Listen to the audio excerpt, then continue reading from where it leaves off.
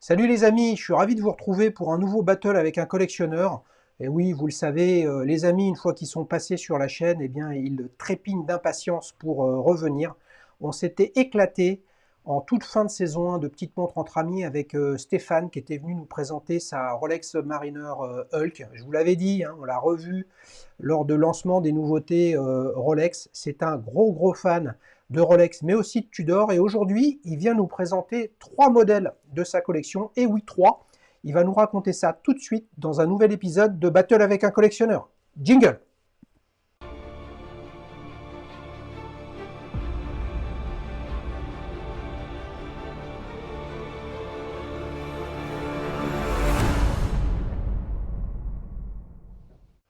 Salut Stéphane!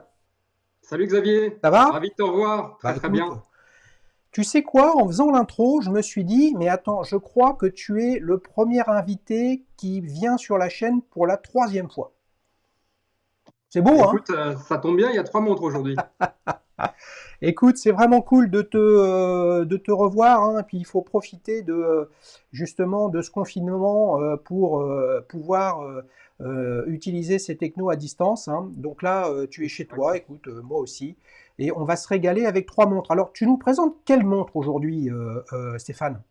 Eh bien écoute, aujourd'hui, ça va être la SD 4000 en version 116600. Ouais, Tu l'avais déjà présenté avec l'un de tes habitués, et puis je l'avais également le jour où j'étais venu avec la Hulk. ouais, Elle me suit un peu partout. Et puis ensuite, je t'avais parlé d'une Pelagos qui me tenait à cœur puisque j'en avais été possesseur et elle me manquait après l'avoir revendue.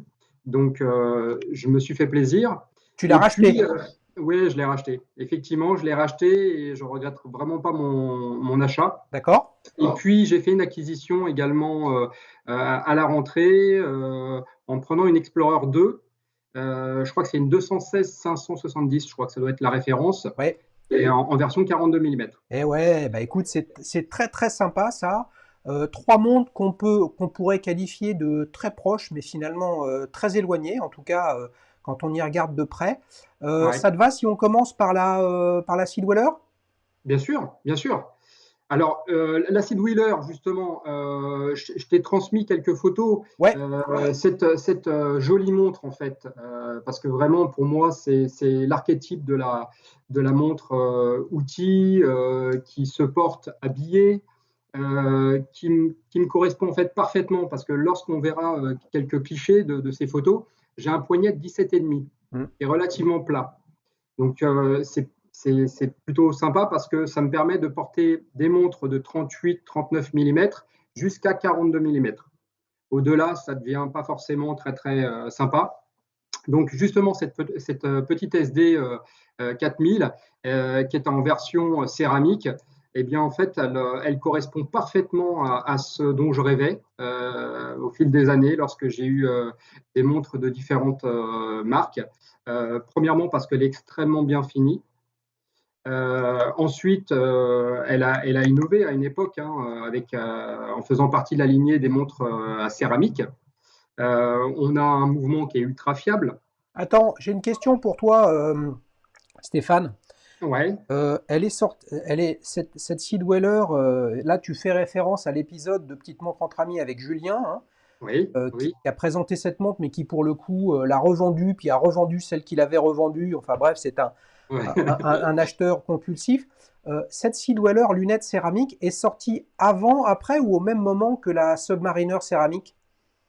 Elle est sortie après cette version-là, puisque la céramique en Submariner, je crois qu'elle est sortie en 2010, il me semble, alors que la version SD 4000 céramique est sortie en 2014. D'accord, ok, ok, Et en fait, elle a une particularité, cette montre-là, c'est qu'en fait, elle a été produite que 3 années, donc ouais, avec une boîte spécifique, une référence spécifique. Et il n'y en a pas beaucoup des Rolex qui ont été produites que 3 années, mais surtout en ayant une boîte, une carrure spécifique et qui ont disparu, quoi. ouais, Donc, ouais. Elle est de mémoire, elle est de mémoire. Alors, tu sais que j'aime bien vous taquiner les Rolex fans, hein, mais de très loin, enfin de très loin, non, pas de si loin que ça, on peut la confondre avec une Submariner 114 060. Mhm. Évidemment, on les connaît les différences. Là, il y a une date sans loupe, il y a la lunette qui est dont le chemin de fer est différent. Mais il me semble aussi que la boîte est plus épaisse. En effet, tu as la boîte qui est plus épaisse, puis en termes de poids, alors je ne sais pas quel poids pèse une Submariner, mais je me suis amusé là, ces derniers jours à les peser, et en fait, il s'avère qu'elle est aux alentours de 165 C'est grammes, je ça. crois, Ouais, ouais, la SD, ouais. euh, et je pense que la Submariner est bien plus légère. Alors Hein. les amis, quand on montre les images de Stéphane avec le poids, il a une magnifique balance avec des fraises. Regardez, c'est merveilleux. Et effectivement, cette Sea Dweller pèse 165 grammes. J'ai fait un petit montage avec toutes les caractéristiques de cette Sea Dweller. Il y a le calibre 31-35 dedans, c'est ça? C'est ça, c'est Ouais. ça, c'est Donc ça. depuis, ça a évolué chez Rolex. Ils sont au Ils sont 32-30, au passés au 32-35. 32-35. Ouais, Effectivement, tu as une réserve de marche qui est plus importante. ouais, Bon, c'est l'évolution naturelle des choses. On va vers d'accord. plus de précision et Ouais. d'autonomie. Alors, on le sait tous, puisque tu es venu sur la chaîne avec ta Rolex Submariner Hulk, donc n'est plus au catalogue, hein, mais qui a une lunette en céramique. Oui, ouais. Qu'est-ce qui. Et tu l'avais expliqué d'ailleurs en venant dans Petite Montre entre amis, c'est que tu n'as pas intérêt aujourd'hui, ou plus intérêt, d'avoir une Submariner céramique, puisque tu as la Hulk et tu as la Sea Dweller. Ouais, mais si on rebondit effectivement sur les nouveautés, il y a toujours un attrait pour la Submariner qui vient de sortir en version dite 41 mm, Oui, parce qu'elle évolue au niveau du design.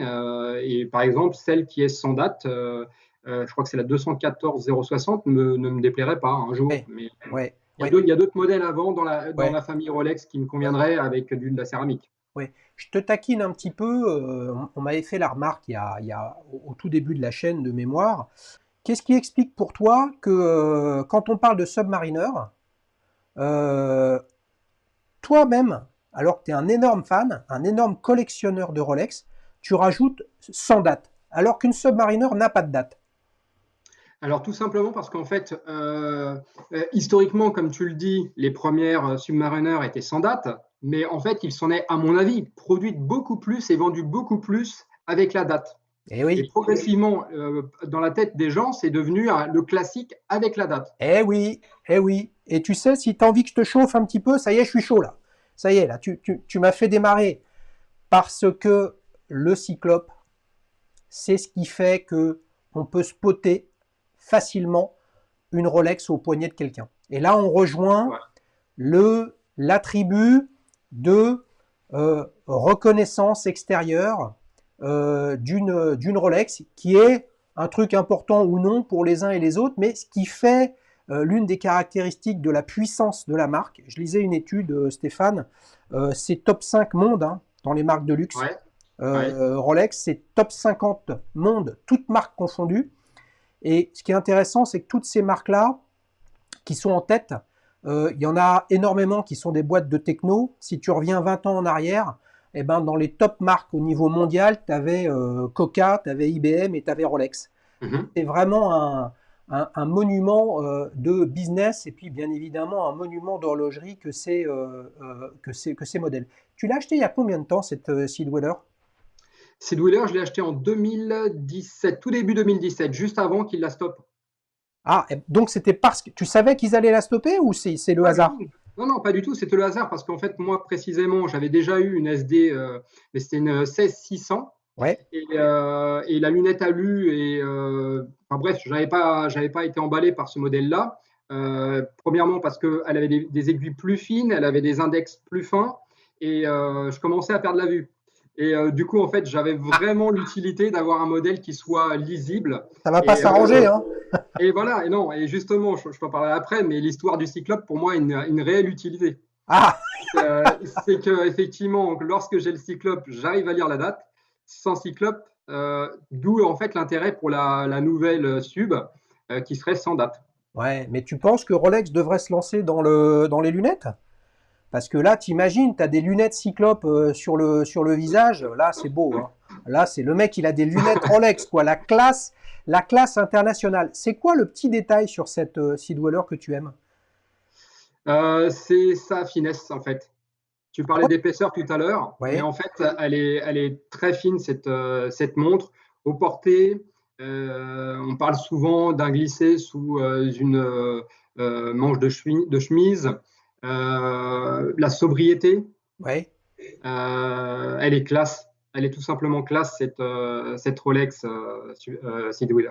ouais, ouais. J'ai le sentiment que tu aurais pu dire la même chose si tu avais une Submariner. Donc, on est bien d'accord, la Submariner n'a Ouais, pas de date. Hein. ouais, C'est-à-dire que ouais. bah, ça se reconnaît pas, je pense pas beaucoup. Même si pour moi, en céramique comme ça, bon, c'est de la céramique qui est brillante, hein, qui est satinée, on va Mhm. dire. Ou non, pas satinée, qui est polymiroir, si on parlait d'acier. Effectivement, elle est, je pense, plus sobre qu'une 114, une 116 610 ou alors une 126 610, les derniers modèles. Puis alors, encore plus si tu prends les versions Hulk qui, elles, sont vraiment pour le coup voyantes. Ouais. J'ai fait une petite photo là avec les caractéristiques, j'en parlais tout à l'heure. Donc, montre étanche à 1220 mètres, hein, 4000 pieds, valve à hélium. Bon, on va pas se mentir, hein, ça ne sert à rien si ce n'est à faire plaisir dans la tête. Ça, Ouais. c'est un truc qui te plaît, comment tu regardes ces outils, cette techno qui fondamentalement ne te sert à rien à toi et qui servent à très très peu de monde, voire à personne. Ouais.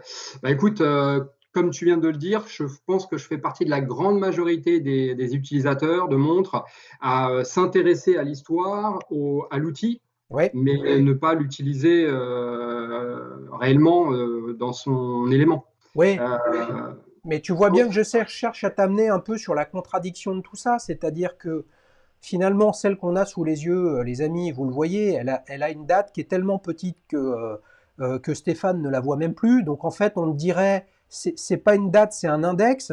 Finalement, tu aurais une Submariner étanche seulement à 300 mètres, le drame, et pas de valve à hélium. Au final, c'est pareil.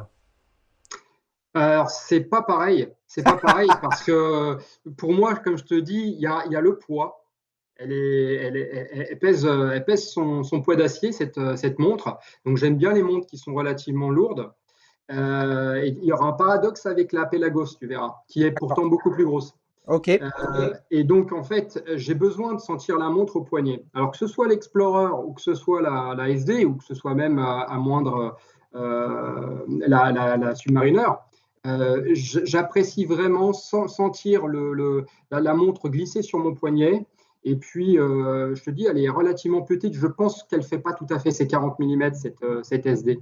Ah, ça, je pense que c'est un vaste sujet.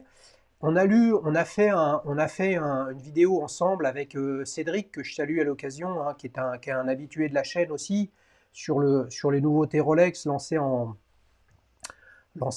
septembre. Je crois qu'en fait, la seule vraie info conceptuellement pertinente de ce lancement, c'est que Rolex affiche son navire amiral avec une taille qui n'est pas la même que depuis son lancement en 53. Voilà. C'est-à-dire leur a fallu 47 plus 20, 67 ans pour passer d'une montre affichée en 40 mm à une affichée en 41. C'est-à-dire 67 ans pour faire un millimètre. C'est beau ça quand même. Comme tu dis, après, est-ce que ça a une utilité ou pas? Mais j'ai l'impression en fait qu'on rentre dans quasiment des normes de production. Est-ce que derrière il y a une logique industrielle? Je n'en sais rien. En tout état de cause, quand tu regardes la gamme des montres-outils de chez Rolex, eh Ouais. bien, tu te situes maintenant entre un 41, un 42, un Ouais. 43 et un Ouais. 44. Alors, je pense que les amis, c'est pas la peine d'essayer de faire les malins. J'en vois à droite à gauche qui nous expliquent, qui savent tout, qu'on leur a dit. On ne sait rien de chez Rolex. C'est bien pour ça qu'ils sont là où ils sont aujourd'hui. Mais je suis assez d'accord pour spéculer sur cet aspect industriel. Je veux dire, Rolex, c'est un industriel. Industriel ne veut pas dire que ce n'est pas une manufacture horlogère, mais c'est un industriel au sens des process, des investissements, de la qualité, du service client, du marketing, des appros, de l'usinage, de la propriété intellectuelle et tout ce que vous voulez. Et pourquoi j'y crois à ce que tu dis, Stéphane? Parce qu'on le voit bien avec la standardisation en termes de calibre, où on a la Datejust Oyster Perpetual, nouvelle Submariner et demain d'autres modèles qui sont avec le 3230 ou le 3235 s'il y a la date. Tout à fait. Eh oui, Tout à fait. eh ouais, eh ouais. Donc tout ça fait dire quand même finalement la différence entre les trois montres, on en parlera tout à l'heure, c'est probablement beaucoup une affaire de design. Ce que je te propose, et bien évidemment les amis, vous qui regardez cette vidéo, je vous invite à vous abonner si ce n'est pas le cas et à mettre des pouces bleus le plus possible et à commenter puisque c'est la seule façon pour YouTube de comprendre avec son algorithme que Daily Shoes c'est la chaîne de l'émotion sur les montres. Est-ce que ça te va si on passe à la deuxième montre qui est la Tudor Pelagos en cadre en bleu? Bien sûr, bien sûr. Alors, la Tudor Pelagos, tel que je t'en avais parlé au mois de juillet, quand on s'était vu, et bien en fait, c'est une montre justement qui est là pour le coup un peu plus technique, un peu plus tool watch. Oui. On est sur une montre qui peut se porter, qui pourrait se porter à un poignet avec une belle chemise. Néanmoins, c'est une montre qui est relativement épaisse. Là, j'ai vraiment pas mesuré, je suis désolé, mais j'ai pas mesuré l'épaisseur des montres. Non, mais tu Mais nous as envoyé des photos, les amis, et là, je suis en train de montrer une photo similaire que tu as fait pour chacun des modèles. Là, vous voyez à l'écran, les amis, la Pelagos de profil, et là, je vous montre la Seedweller, et très clairement, je ne l'ai pas retouchée. La Pelagos est plus épaisse. Elle est plus épaisse en intégrant également une valve à hélium, et avec une étanchéité qui est moindre que la Seedweller. Donc ça veut dire que c'est quand même un choix hein, de faire plus fin ou pas. Tout à fait, tout à fait. Donc là, pour le coup, sur cette montre-là, tu retrouves en fait des caractéristiques esthétiques qu'il y a chez Rolex avec ses montres-outils. Et bon, personnellement, je suis fan du design. J'aime bien les choses qui sont intemporelles. Et donc, en fait, je retrouve dans cette Pelagos, en fait, le design d'anciennes Tudor ou d'anciennes Rolex. Ouais. Donc, je n'arrive pas à m'en lasser. En revanche, tu as un nouveau matériau qui est le titane. Ouais. J'avais peur, en fait, initialement, lorsque j'avais acheté ma première Tudor en titane, des rayures. Et en fait, pour quelqu'un qui est soigneux, ça marque pas plus que ça. Hein. Ouais. C'est vraiment un matériau en plus qui est très agréable à porter parce il prend vite la température du corps. Ouais. Ensuite, bien, tu as un toucher et tu as une couleur qui est relativement agréable, surtout mariée à ce bleu, où le côté grisé, un peu plus foncé que l'acier, Ouais. eh bien, ressort super bien, Ouais. vraiment. Et puis, elle est très légère pour le coup. Ouais. Et bon, c'est là où je te disais, c'est paradoxal avec les montres que j'aime porter et j'aime bien sentir. Je la sens honnêtement cette montre, mais elle pèse, je sais plus, je crois 23 grammes de moins que la Seedweller. Quelle mémoire, ce Stéphane, elle fait effectivement 142 grammes, les amis. Est-ce que vous voulez que je vous montre la photo avec les fraises? Et oui, la voilà. Superbe bleu avec des magnifiques fraises en arrière-plan, qui est à balance. Hein. Et effectivement, 142 grammes. Donc ça fait 23 grammes de moins. On est à plus de 15% d'écart. Au poignet, ça doit être en fait l'opposé d'un des trucs que tu aimes beaucoup sur ta Seedweller, c'est-à-dire le poids. Ouais, c'est vrai qu'en fait, tu la sens beaucoup plus légère. Elle a en fait en plus des maillons qui sont dans le style de l'Oyster. Hein, mais en fait, ils s'articulent, ils s'assouplissent beaucoup plus que sur la version Rolex. Et en fait, elle épouse vraiment très facilement le poignet en étant plus épaisse et d'un diamètre supérieur, puisqu'elle Ouais, fait 42 mm ouais, celle-ci, quand l'autre en fait c'est soi-disant 40. c'est clair. Tu parles de bracelets. Vous le savez, les amis, hein, toutes les photos que vous voyez, sauf celles où j'ai mis des petits packshots avec les caractéristiques techniques de chacun des modèles, les photos proviennent de l'invité, donc merci Stéphane de les avoir envoyées. Et sur cette Pélagos, tu nous as envoyé deux photos, l'une avec un atto bleu électrique,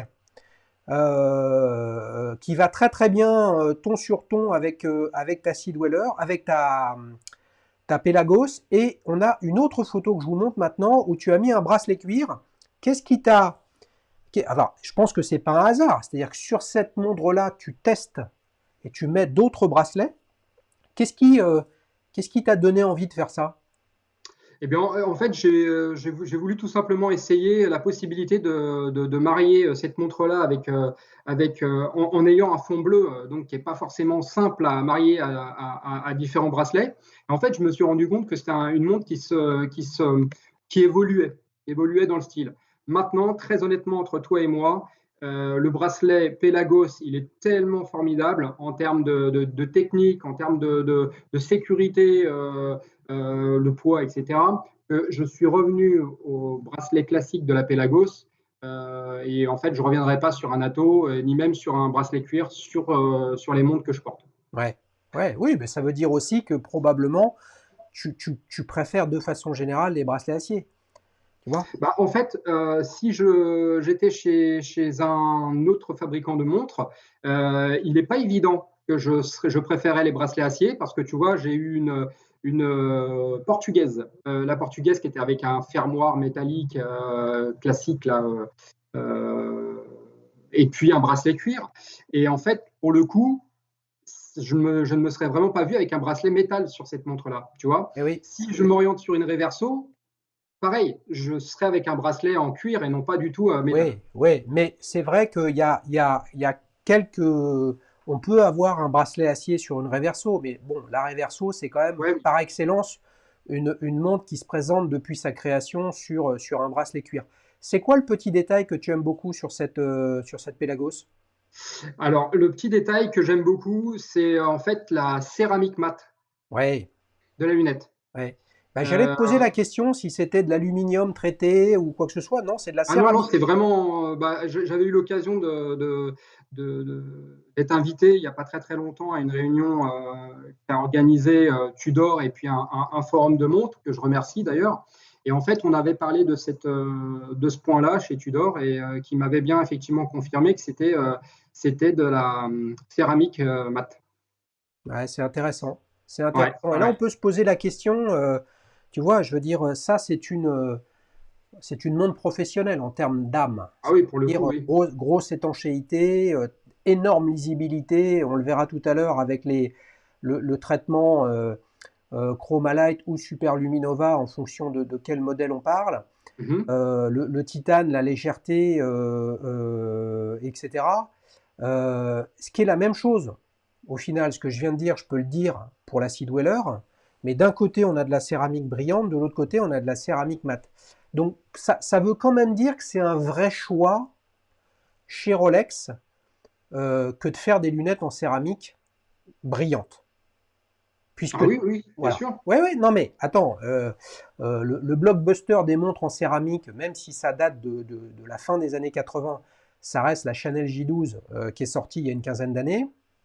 Et pendant longtemps, cette céramique était brillante. Maintenant, on sait que on peut faire de la céramique mate. Et moi, pour le coup, s'il y a un truc que je peux reprocher aux Submariner et Sea Dweller de la génération de ta Sea Dweller ou des nouvelles, c'est le traitement trop brillant de la céramique. Moi, je trouve que ça s'associe bien avec les arêtes qui sont poly-miroirs de la montre. Et puis, tu as un brossé dessus. Enfin bref, moi, je trouve que le mariage, il est heureux. Ouais. Après, les goûts et les couleurs, hein, Oui, oui, oui, oui, oui, oui. Là, je te rejoins aussi sur le côté plus sobre et légèrement beige-gris du titane brossé. oui, tout à fait. Qui est moins, qui flash moins qui flash moins que l'acier, hein. Tout à fait, tout à fait. Combien ça coûte une Pelagos neuve comme ça? 4 290 € aujourd'hui. Ouais. Et toi, Et je crois que tu l'as racheté neuve ou d'occasion? je l'ai acheté neuve, celle-ci. D'accord. Je l'ai acheté neuve. Comme je t'avais expliqué, c'est que le titane, en fait, peut marquer quand même. Et donc, si tu tombes sur quelqu'un qui n'est pas soigneux, on va voir tout de suite les petites rayures que tu ne verrais pas forcément aussi visiblement sur une Rolex. Ouais, Donc, je n'ai pas pris de risque. Je suis parti sur une version neuve, ce qui n'est pas toujours le cas lorsque j'achète une ouais, autre montre. je comprends. Je comprends. Hein. Je comprends. Voilà. Mais j'ai une question pour toi, pour le coup. Elle existe en noir, cette Pelagos? Euh, Elle existe dans deux autres teintes. ouais, Un noir avec des aiguilles blanches, donc exactement la même version avec la couronne, pour le coup, qui va être utilisable pour quelqu'un qui va être droitier. ouais. Et tu as une troisième version qui, elle, est avec des index crème, donc pour lui donner un style un peu plus vintage, et puis une roulette rouge. Et pour le coup, là, tu auras ta couronne qui sera sur la gauche du boîtier, donc pour les gauchers. Donc celle avec couronne à gauche, les index sont crème.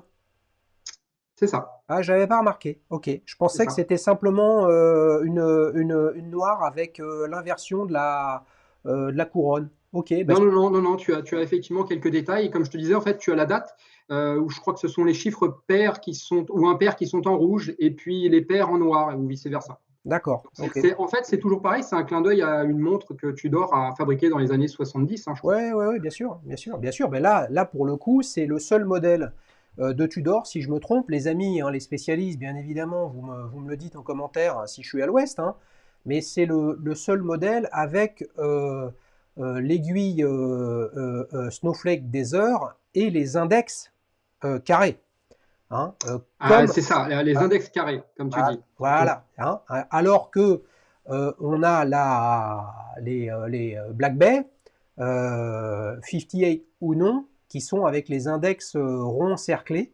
C'est ça, Et là, on a deux typologies de Submariner Tudor époque Rolex, hein, c'est-à-dire ouais, boîtier, bracelet, couronne, etc. Où il y avait, j'ai pas les dates en tête, mais il y avait les versions avec les index carrés et l'autre avec les index ronds. tout à fait.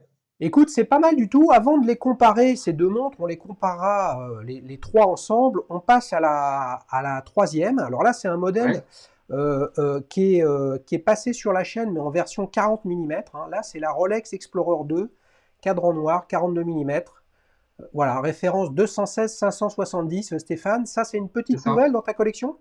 C'est une petite nouvelle. Alors, ce qui est amusant dans ce que tu viens de dire concernant la version 5 chiffres, j'ai lu il n'y a pas très très longtemps qu'elle elle ferait 38,5 mm. Tu vois, et je me souviens que ton intervenant l'appréciait justement parce qu'elle était très discrète. Ouais, ouais, Et ouais. donc, je me suis intéressé à ce modèle-là. Et effectivement, je me suis rendu compte qu'elle ferait bien plus petite que que la taille des 40 mm. Tu vois? En 5 chiffres, mais moralité, toi, tu as pris la référence à 6 chiffres et donc en Oui. 42. Alors effectivement, moi, la version 6 chiffres me plaisait beaucoup parce qu'elle a un côté un peu bestial, probablement, de par son diamètre. Elle est relativement plate et je la trouve très lisible. On retrouve le cyclope, donc pour le coup, je peux lire la date. Et puis, bon, alors je ne voyage pas spécialement, mais effectivement, tu as un second fuseau horaire qui est un peu particulier par rapport à une GMT. C'est qu'en fait, là, c'est une montre qui a été prévue pour les gens enfin les explorateurs, qui plongent, enfin qui font de la spéléo ou qui se retrouvent dans des environnements où ils ne savent plus s'il fait jour ou nuit, quelle heure il est. Et en fait, cette aiguille leur permet de savoir précisément s'ils sont dans la pénombre et qu'il fait jour à l'extérieur. Ouais. Bah, effectivement, la différence, c'est aussi que là, la lunette est fixe, C'est alors ça, que sur une GMT Master ou Master 2 en l'occurrence, elle bouge, donc tu peux avoir trois fuseaux c'est horaires ça, différents. exactement. Que tu en as un, la version simple avec la lunette qui se tourne, et l'autre avec la troisième aiguille. Et puis après, il y a bien évidemment la grosse différence.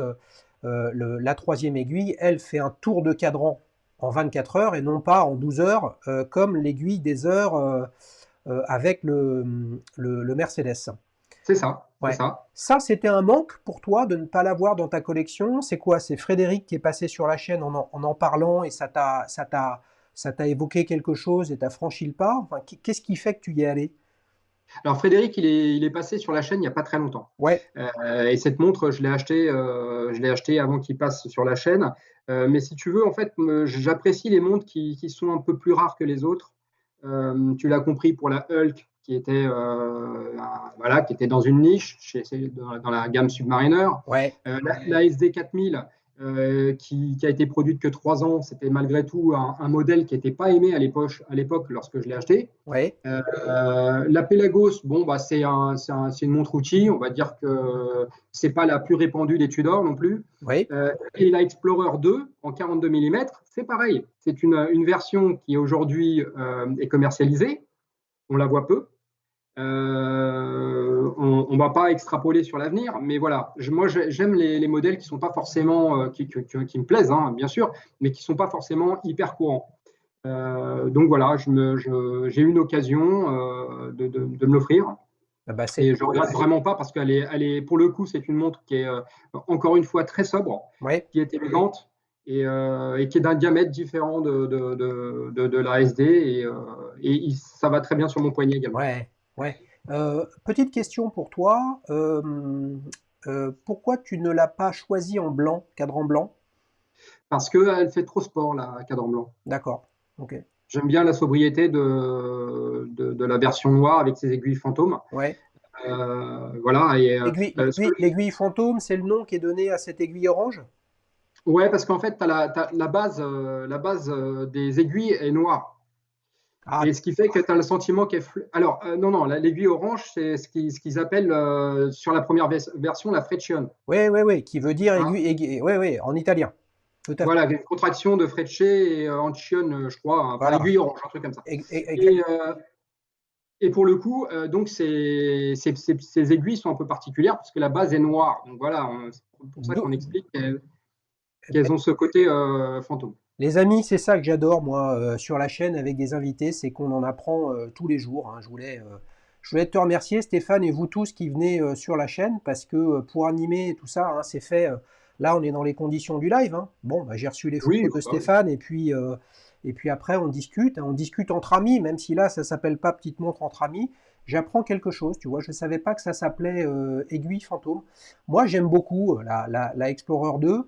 Euh, la première des raisons, c'est la même que toi, c'est que moi, avoir la même montre que tout le monde, ça m'emmerde. C'est pour ça d'ailleurs que je dis toujours, arrêtez de pleurnicher les amis avec les Submariners qui ne sont pas disponibles, et posez-vous la question, je suis très direct, posez-vous la question pourquoi vous avez envie d'acheter la même montre que tout le monde.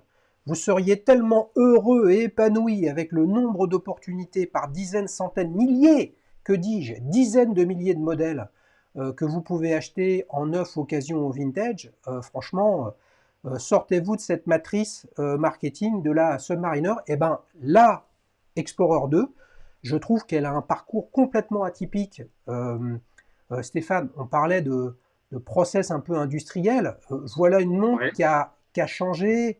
Si je me trompe, elle a démarré en 38,5, puis 39, puis 40, puis 42, avec des aiguilles, un cadran. Il y a plein de choses qui ont changé, beaucoup plus que sur une Submariner, par exemple. Est-ce que ça explique le désamour qu'il y a? Parce que comme tu le dis, enfin dis-moi si tu es d'accord, mais je pense que dans la gamme pro, c'est un peu la mal aimée quand même, celle-là. Alors, mal aimée, je ne sais pas. Elle a une particularité, effectivement, c'est qu'elle a sa lunette qui est en acier. Oui, Euh, je veux dire, les aficionados apprécient effectivement anciennement la lunette qui était en aluminium, aujourd'hui qui est en céramique. Et moi aussi, d'ailleurs, j'adore. Mais voilà, tu vois, on a ce modèle-là, effectivement, qui pour le coup, est vraiment très sobre, très, très sobre. Et le seul clin d'œil que tu as effectivement à Rolex pour un non-initié, c'est encore ce fameux cyclope. oui, bien sûr, qui est plus que jamais l'attribut le plus reconnaissable chez Rolex, puisque toutes les Datejust en ont. Et les modèles phares, c'est-à-dire Submariner DAT, GMT, qui sont quand même, quand tu fais ces trois-là, c'est les trois, je pense, modèles les plus reconnaissables, et ils ont le Cyclope. Euh, Si tu devais la qualifier avec un adjectif, cette Explorer 2, ce serait lequel? Alors là, j'ai pas du tout réfléchi à ça. Ah bah c'est pour ça que je te pose la question. Ah ouais, ouais, ouais. Je te dirais qu'elle est, elle est ultra fine. Ultra fine. Alors bon, t'en as qui vont rire hein, quand ils portent leur montre extra plate.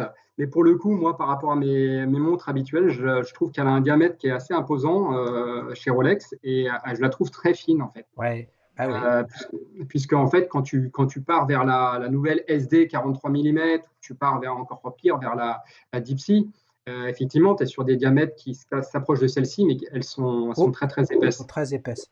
Alors Ouais. justement, ça nous permet, ce que tu dis, Stéphane, de passer à la dernière partie, hein, c'est la comparaison de ces trois montres, hein. Donc là, les amis, vous voyez à l'écran les trois montres l'une à côté de l'autre. J'ai essayé de respecter les dimensions, hein, c'est-à-dire la Sea Dweller 4000, légèrement plus petite que la Pelagos et la Explorer 2. Ta montre de tous les jours parmi les trois, c'est laquelle? C'est la SD 4000. La SD 4000?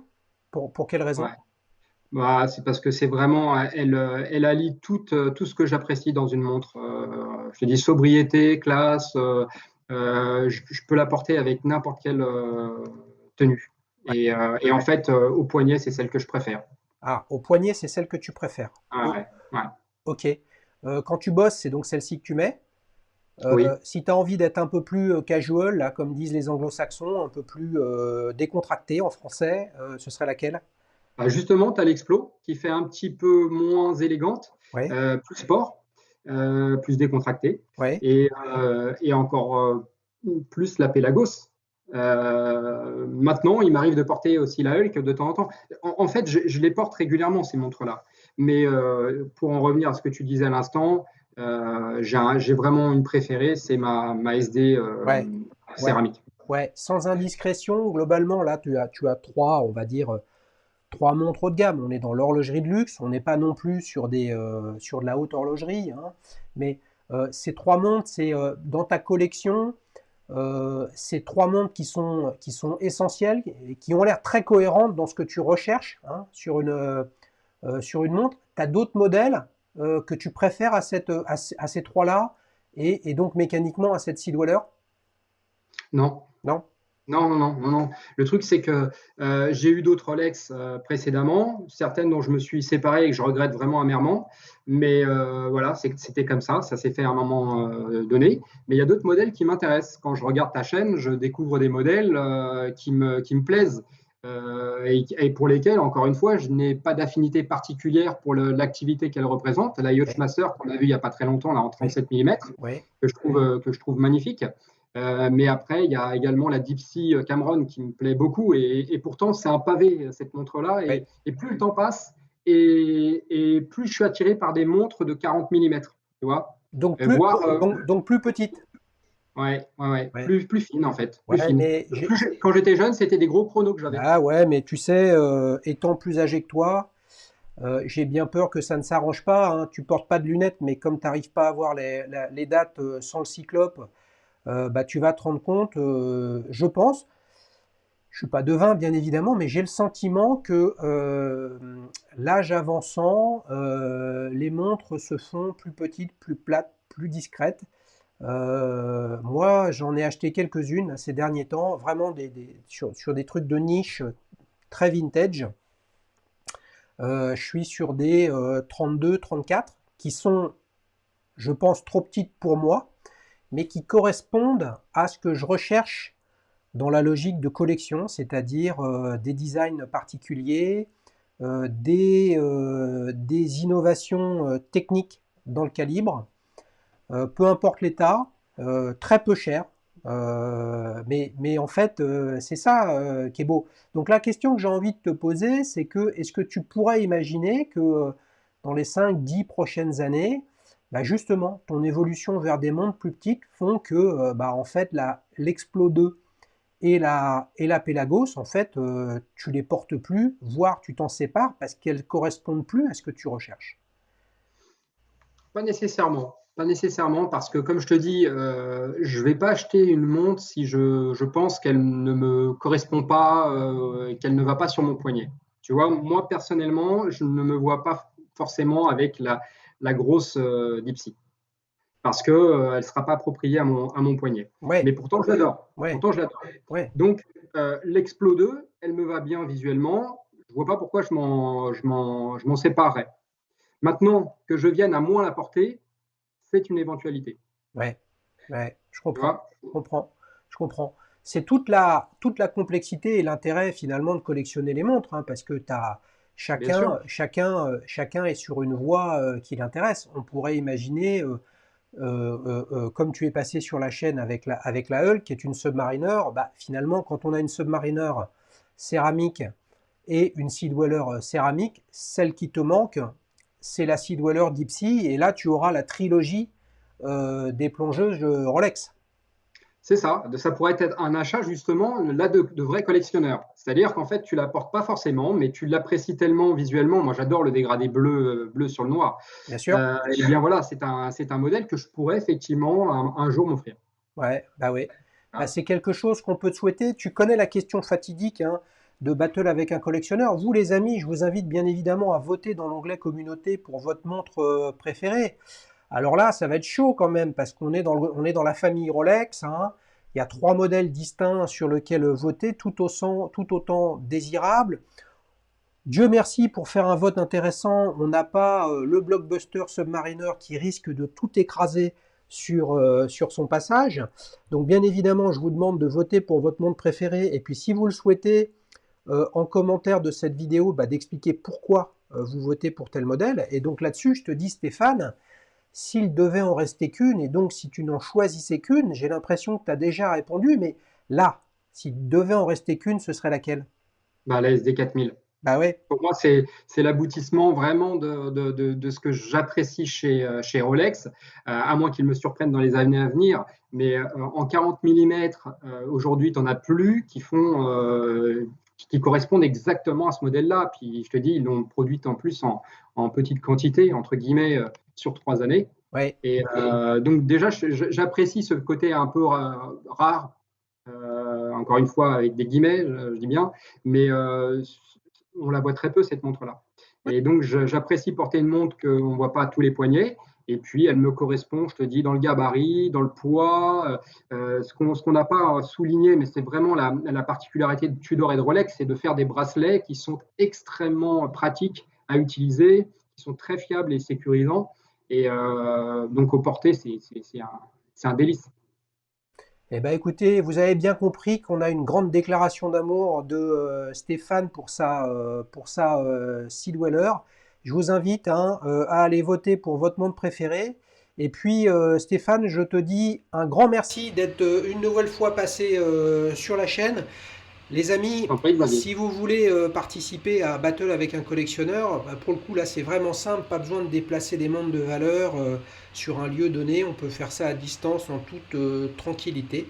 Vous venez raconter ce que vous aimez. Vous voyez que là c'est assez simple de voir la cohérence, hein, c'est la cohérence de la marque, c'est la cohérence des montres d'aventuriers. Il y a des différences bien évidemment d'étanchéité entre les trois, mais c'est quelque chose qui est très cohérent. Mais Stéphane a été très précis sur ce qu'il aime. Stéphane, un grand merci, je te dis à bientôt. Merci Xavier. Salut les amis, ciao ciao. Ciao.